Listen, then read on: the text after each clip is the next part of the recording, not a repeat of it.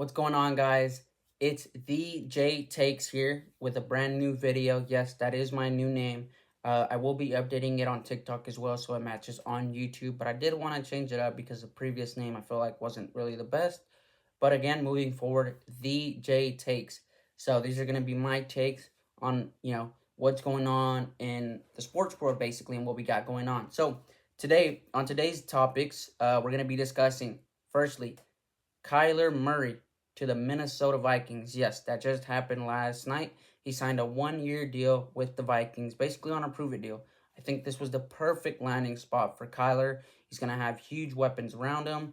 The defense is Super Bowl ready, so we're going to see him with the defense that is very much so legit. I know some people have some high concerns about him, but I think him going with a team like this that has weapons like Jordan Addison, Justin Jefferson, they got two good running backs in the backfield with Aaron Jones, Jordan Mason, TJ Hawkinson at tight end. I think this is huge for Kyler to go out there and still prove with the talent that he has that he is still an NFL quarterback and he can still play. Unfortunately, I was a believer in JJ McCarthy, but it seems like he just really never really caught on, honestly. After he went on that huge run with Michigan to win the Natty, it just never really worked out into the NFL. So that's huge for the Vikings. I love it. I know he's in a division with Jordan Love, Caleb Williams, and Jared Goff. But with that defense and those wideouts, I mean, the talent is there. If he can put it together, I can see the Minnesota Vikings being a sneaky, sneaky team. Not saying they're going to win the Super Bowl, but I see them as a team that can make the playoffs and make some noise. You never know. NFL football playoffs it's a different breed, so we'll see how that goes. Secondly, my Dallas Cowboys, we ended up signing Kobe Durant from the LA Rams. I love this deal. Just go look at the playoff highlights he had against the Bears. He played great. Absolutely amazing player. I've seen some people in the comments say he's a Jordan Lewis type. As you guys know, I love Jordan Lewis. He was huge for us, and when he went to Jacksonville, it hurt me, but it happens. It sucks, but I love what we're doing. We also signed Jalen Thompson from the Arizona Cardinals, I think Monday or something, which I think is huge. We also signed Locke. I forget his first, PJ Locke, I think is his first name, from the Denver Broncos. I think that is also huge safety wise. So us just boasting up the secondary is going to be huge for the Dallas Cowboys. We do need a big bounce back year from DaRon Bland. I know after he signed that contract, it's kind of been up and down, but I think this is going to be a huge bounce back year for DaRon Bland on a big, big year. So our secondary is getting better and just improving. So I love it from the Dallas Cowboys on that end. Also, we did trade Oza Odigizua to the San Francisco 49ers. I know some pro football focused guys don't like it, but I think it was huge with Christian Parker coming in and changing the defense from a 4-3 to a 3-4. I think it's huge. Now you got Quinnen Williams and Kenny Clark, two studs at defensive tackles. That's huge for us. And we got a third-round pick for Oza. I think it works out well for both teams. We get a second-day draft pick, which we didn't have before, and now we do. So we have two top picks in the first round and a third-round pick, which I think is going to help us out a lot. And we also did sign Matt Hennessy from the San Francisco 49ers. He's a center. I think it's a good addition to just give us some more depth just in case any type of injuries happen moving forward. So I like what the Dallas Cowboys are doing. I know Jerry said he was going to break the bank, which kind of really didn't. I was hoping we get Trey Hendrickson or someone like that, but we didn't. I know we also tried to get Max Crosby. I know some people are still discussing, hey, should we go get him? Should we not? I think we stay out of it now.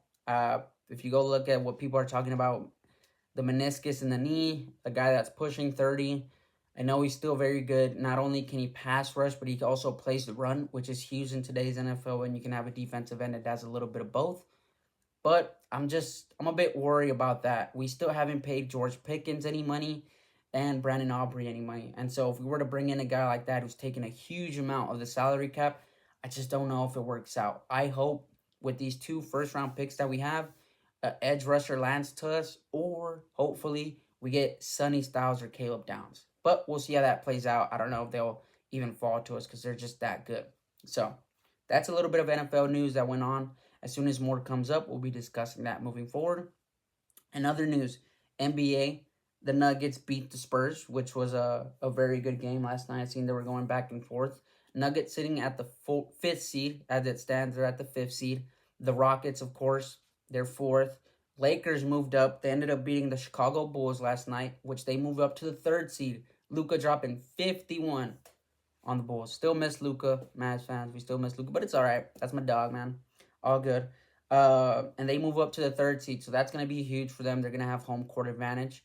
Spurs without Wemby, I think right now still in that second seed.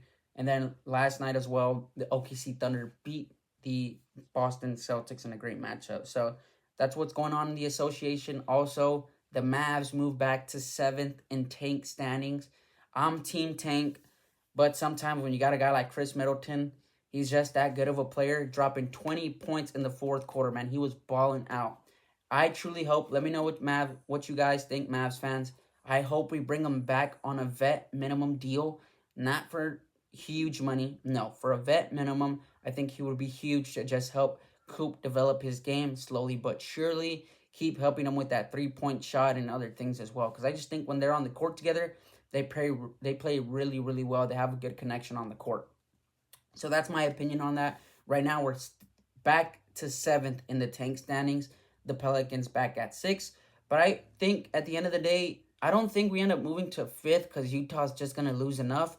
But I think we move to sixth because I think the Pelicans don't have an incentive to keep losing. Of course, they just traded their pick last year to the Atlanta Hawks, so they don't want to be giving the Hawks a good pick. So I think at the end of the day, I predict we'll stay at sixth with the Pelicans going to seventh and Utah staying at five. Now, I hope I'm wrong about that and we go to the fifth spot because I think some people don't like Kingston Fleming as much, but I think he's in that top five, whether you think it's Cam Boozer, Darren Peterson, AJ, Caleb Wilson, and then Kingston. Some people have it all the ways around, but in my opinion, I think us moving in that top five would be huge. Once we get closer to the draft and stuff, we'll discuss more about top prospects and everything like that. So we'll see how that goes. Just a little bit of NBA news there for you guys. Now, European football, some huge matchups in the Premier League coming up. As it stands, it's a 7-point gap between Arsenal and Manchester City. Now, both of them coming off of disappointing results in Champions League football, of course. Leverkusen drawing with Arsenal 1-1, and Manchester City losing 3-0 to Real Madrid. So we'll see how it plays out this upcoming week. But yes, be on the lookout. West Ham versus Manchester City tomorrow, and Arsenal versus Everton. Both of these games are not going to be easy for either club, so we'll see how that plays out. But you also have to realize Manchester City has a game in hand. They have played 29 games. Arsenal has played 30. So that's going to play a huge role moving forward. So we'll see how that plays out. Manchester United versus the Aston Villa. That's going to be a big game for Sunday. Super excited to see how that goes. And also Spurs versus Liverpool. Watch out for Spurs because they're going slowly but slowly falling into the relegation zone. I know Spurs fans are just not hoping for that. It sucks. Just last year, they won Europa League, and now they're falling into relegation zones. And you know how that goes. If your team falls into that, a lot of your players are bye-bye because their transfer value drops. And, of course, you can buy them from a lot lower. It says in their contracts and stuff. So that's going to be huge. Be on the lookout for that between Liverpool and Spurs Sunday afternoon. That will be a fun matchup. In La Liga, of course, you have Real Madrid versus Elche Saturday. That's going to be a fun matchup. I see Madrid coming out, winning that game. They got momentum on their side. Of course, just beating Manchester City the way they did. I think that's huge confidence for them, and they'll just keep winning. On our side, Barcelona, we play Sevilla Sunday morning. I think it's going to be a great matchup for both teams, but the way we played against them earlier this season, I think they were the first team that we played at Spotify Camp Nou, which was great. It was a great game. I think we end up winning that game as well. It's just going to keep pushing us forward into winning La Liga once again. So I think that's huge for both teams. I think both of them will come out on top, but we'll see how that goes.